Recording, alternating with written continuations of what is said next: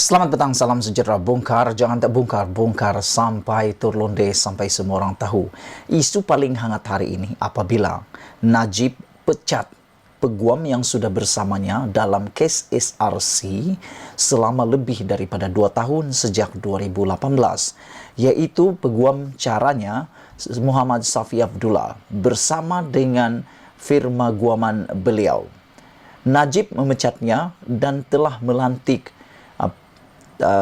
peguam baru yang mewakilinya. Semua ini berlaku kurang daripada sebulan sebelum perbicaraan Mahkamah Persekutuan mendengar rayuan Najib yang terakhir berkaitan dengan hukuman denda 12 tahun penjara dan denda RM 210 juta.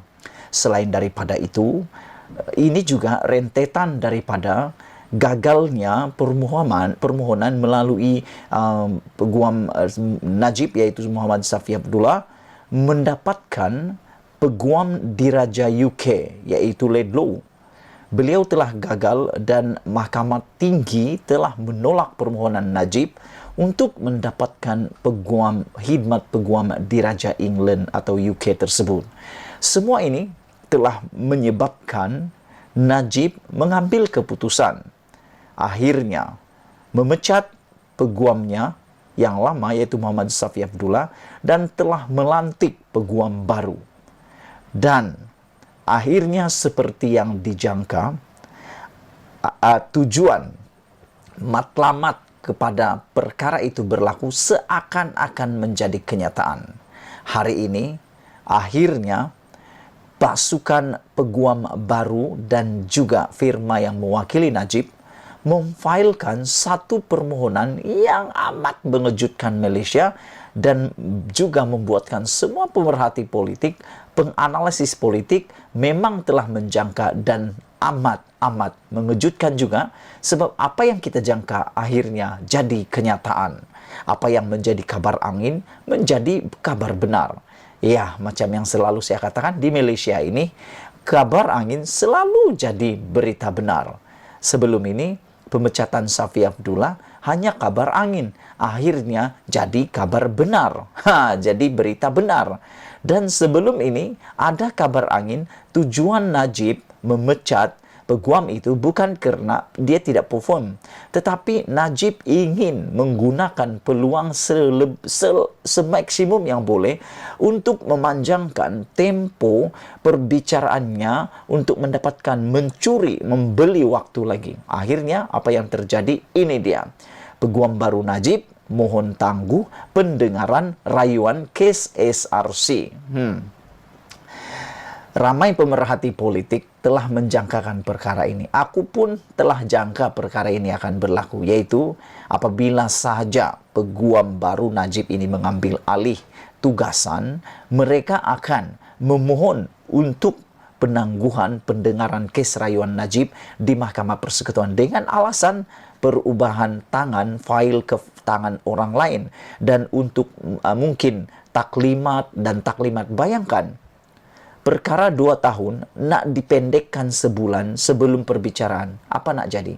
Tentulah mereka ingin memohon penangguhan sebab mereka ingin belajar, mengkaji, meneliti sejarah kes itu terlebih dahulu secara lebih teliti, terperinci, file demi file, muka surat demi muka surat yang aku fikir boleh sampai beribu-ribu muka surat. Bagaimana nak kaji dalam masa sebulan ini? Satu saja caranya. Mohon penangguhan pendengaran. Ini adalah teknik yang telah kita jangka akan diguna oleh peguam Najib. Peguam baru Najib yang baru dilantik membuat permohonan kepada Mahkamah Persekutuan untuk menangguhkan pendengaran selama 10 hari bagi rayuan kes rasuah SRC internasional berjumlah RM42 juta yang dijadwal bulan depan. Menurut surat daripada firma guaman Zaid Ibrahim, Sufyan A.T.H. Liu dan Partners kepada Mahkamah Persekutuan hari ini, pasukan peguam baru itu berkata, ini kerana mereka baru saja dilantik untuk mewakili bekas Perdana Menteri itu. Surat itu yang ditandatangani Peguam Liu Teck Huat menyatakan Najib telah mengarahkan mereka untuk memohon penangguhan pendengaran yang kini dijadwalkan berlangsung 15 hingga 26 Ogos.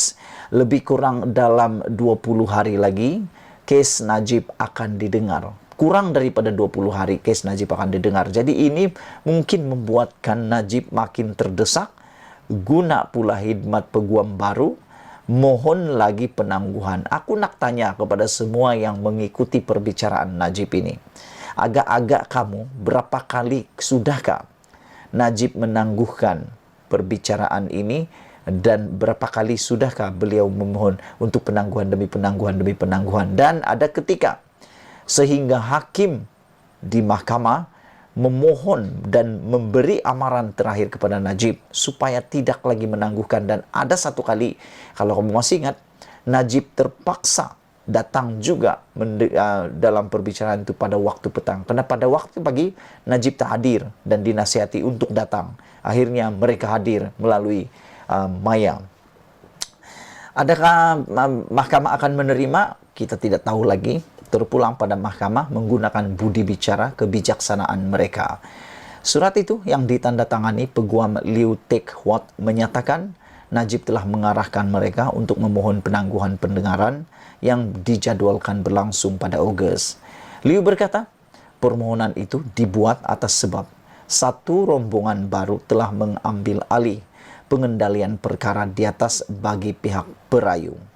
Satu rombongan baru telah mengambil alih pengendalian perkara di atas bagi pihak perayu. Jadi lepas ni, ada lagi kah cara lagi untuk menangguhkan dan memanjangkan waktu? Aku pun tak tahu, aku pun tak pasti.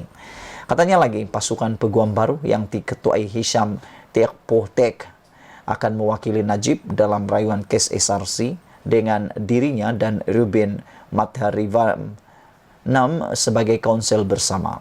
Kami dengan ikhlasnya memohon maaf kepada mahkamah yang mulia ini bagi segala kesulitan yang dialami yang berbangkit daripada permohonan ini. Kami juga merakamkan setinggi-tinggi penghargaan kepada jasa baik pihak mahkamah yang mulia ini dalam mempertimbangkan perkara ini, katanya lagi. Dalam surat itu, firma Guaman itu berkata, mereka juga diarahkan Najib untuk menarik balik rayuan terhadap keputusan Mahkamah Tinggi yang membatalkan permohonan Najib agar Peguam Diraja United Kingdom, Jonathan Laidlaw, untuk mewakilinya dalam rayuan itu. Wow, ini menarik.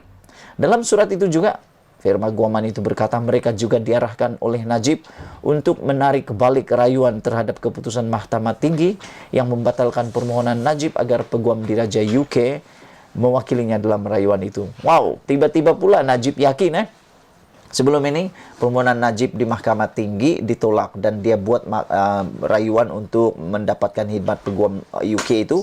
Akhirnya Najib arahkan tarik balik rayuan itu. Aduh, ya aku makin bingung. Apa sebenarnya strategi Najib di dalam perkara ini? Mungkin dia sudah tidak yakin lagi mendapatkan peguam daripada UK.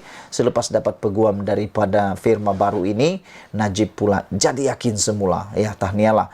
Safi digugurkan terlebih dahulu hari ini. Najib dilaporkan firma Guaman Safi & Co milik Muhammad Safi Abdullah, peguamnya bagi rayuan itu, telah digugurkan.